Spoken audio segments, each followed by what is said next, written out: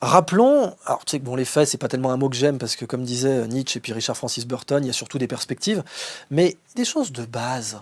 Tu sais qu'on a retrouvé dans une tombe viking une bague avec marqué «Au nom de Dieu, le clément, le miséricordieux». Parce que les vikings faisaient du commerce avec Bagdad au IXe siècle. Et qu'il y a des vikings qui se sont convertis à l'islam. Bon. Donc ce choc des civilisations, c'est juste faux.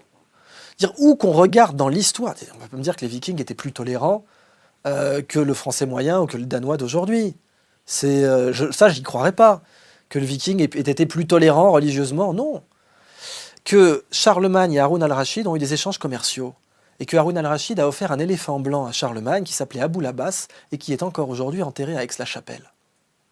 Et que, dit-on, l'expression du travail d'arabe viendrait du fait, positif donc, que Haroun al-Rachid avait offert un clepsydre, une horloge à eau, à Charlemagne, et que cette horloge s'étant détraquée, personne à la cour, je ne sais pas si on pouvait dire cour à l'époque, ne pouvait la réparer, et que Charlemagne aurait dit laissez, c'est du travail d'arabe.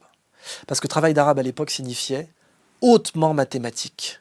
Puisque l'algèbre, al-jabar, c'est un mot arabe, puisque le x dans les équations, ça vient des arabes. Les arabes utilisaient une lettre qu'ils prononçaient re pour noter l'inconnu dans une équation, et cette lettre qu'ils ont prononcée re, les Espagnols l'ont latinisée avec un x qu'ils prononçaient eux-mêmes re, Mexico, en Andalousie donc. Algorithme, c'est un mot arabe. C'était la latinisation du mathématicien Al-Khwarizmi. Donc, pour moi, c'est pas ce